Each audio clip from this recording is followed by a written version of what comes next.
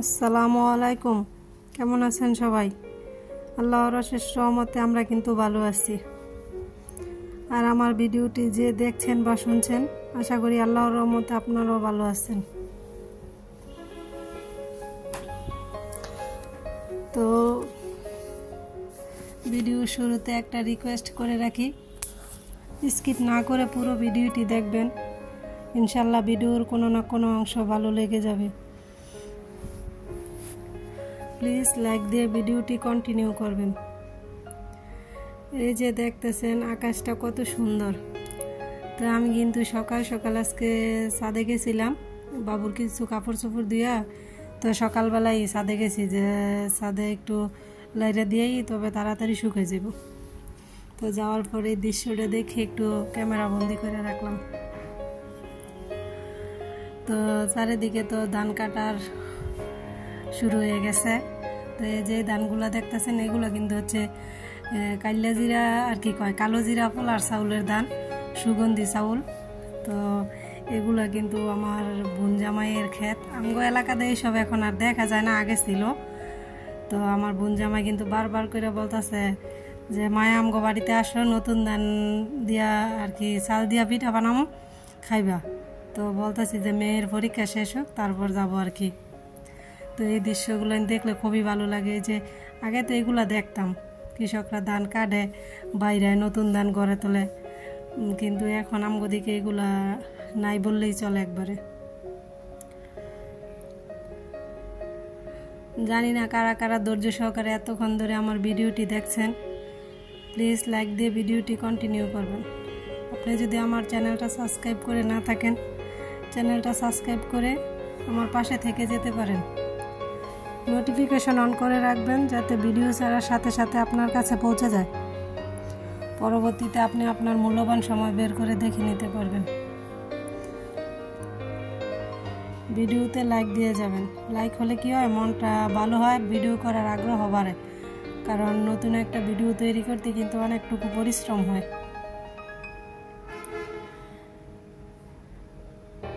তো আমি কিন্তু এদিক দিয়ে দুপুরের রান্না বাড়া করে নিতেছি। তো আজকে মুরগির মাংস রান্না করব, আলু দিব আর সাথে দিব আর কি বেগুন। তো আলু বেগুন একসাথে দিয়ে কোনো সময় মাংস রান্না করিনি, আজকে ফার্স্ট টাইম। তো শুধু আলু দিয়ে মাংস রান্না করছি বা বেগুন দিয়ে রান্না করছি, আলু বেগুন একসাথে দিয়ে কোনো সময় রান্না করা হয়নি, আজকেই প্রথম। তো রান্নার পর খেয়ে দেখলাম খুবই মজা হয়েছিল।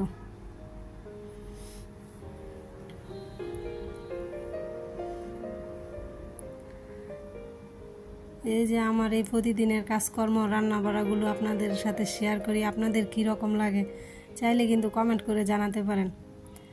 আর আমার ভিডিওটি যদি আপনার কাছে ভালো লাগে, আপনি চাইলে আপনার ফ্যামিলি বা ফ্রেন্ড সার্কেলের সাথে কিন্তু শেয়ার করতে পারেন। তো এদিক দিয়ে রান্না করতেছি, জানালা দিয়া বাতাস আসতেছে, আর এই যে লতগুলো বাতাসে দুলতেছে।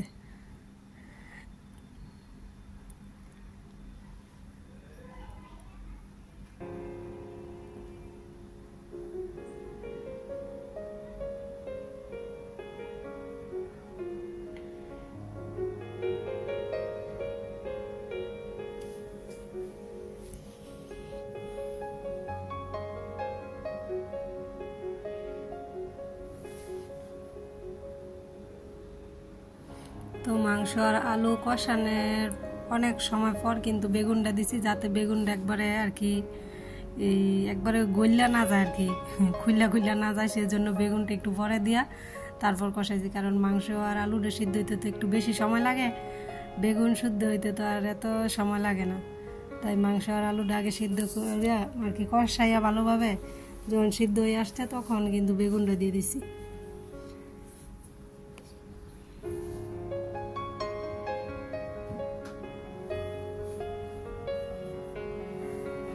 আর সাথে করলা ভাজি করে নিয়েছি। করলা ভাজিটা কিন্তু আমি খুব একটা খাই না বললেই চলে। তো আমার বড় মেয়ে পছন্দ করে খায়, মাশাআল্লাহ, হ্যাঁ, সব সবজি পছন্দ করে। তো ওর জন্যই মাঝে মধ্যে আনা হয় আর কি। তো এদিক দিয়ে কিন্তু আমার রান্না করা একবারে ডান। তো ঘর গুছাইতে আসছিলাম, আইসা দেখি আমার ছোট মেয়ে সাজুগুজু করতে খুবই পছন্দ করে। সারাক্ষণ ড্রেসিং টেবিলের সামনে দাঁড়াইয়া আর কি মেকআপ করব, কথা বলবো একলা একলা আয়না দেখে দেখে। তো আয়নার মধ্যে একবারে কি বড়ায় জানি দাগ করে রাখছে। তো আমি আবার একটু গ্লাস ক্লিনার দিয়ে গ্লাসটা পরিষ্কার করে নিলাম। সাজুগুজু হ্যার খুবই পছন্দ। বড় মেয়ে তো একদমই সাজে না, কিন্তু হ্যাঁ একটু পর পর আয়নার সামনে দাঁড়ায় সাজে।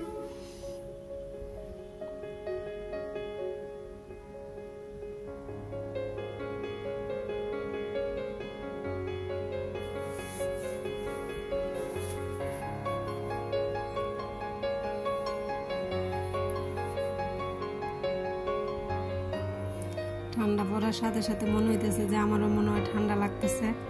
কালকে রাত্রে থেকে মনে হইতেছে গলার একটু ব্যথা ব্যথা, তো বয়সটা দিতে একটু সমস্যা হইতেছিল।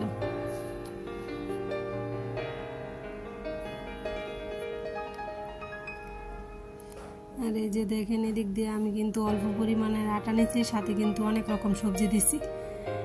তো অনেক রকম সবজি বলতে গাজর, ফুলকপি, পাতাকপি, তারপরে আছে ধনিয়া পাতা, কাঁচামরিচ, পেঁয়াজ, আদা বাটা, রসুন বাটা একটু করে দিয়া, এটা মনে করেন আপনি চাইলে বেসন দিয়ে ওই কাজটা করতে পারেন। তো আমার বেসন ছিল না, তাই অল্প পরিমাণের আটা দিয়ে কিন্তু কাজটা করে নিছি। যাদের বাচ্চারা বা বড় মানুষ সবজি খাইতে পছন্দ না করে তারা কিন্তু চাইলে এটা কইরা খাইতে পারে। এই জিনিসটা কিন্তু করার পর খুবই মজা হয়েছিল। তো আমি কিন্তু চাইছিলাম যে অল্প তেলে ভেজে নিব, কিন্তু তেলটা একটু বেশি পড়ে গেছে। তো সমস্যা নাই, তেল বেশি বললে ভালো লাগে, কিন্তু তেলে তো ক্ষতি, তো একটু কম করে দেওয়াই ভালো। দিতে চাইছি কম পড়ছে অনেকটুকু। তো এটা কিন্তু কাঁচা সবজি কিন্তু আমি মিক্স করে অনেকক্ষণ রেস্টে রেখে দিয়েছিলাম, তারপর বানাইছি বিকালে নাস্তার জন্য আর কি। তো চাইলে কিন্তু আপনারা এটা কইরা খাইয়ে দেখতে পারেন। এটা কিন্তু খুবই ইয়াম্মি একটা খাবার।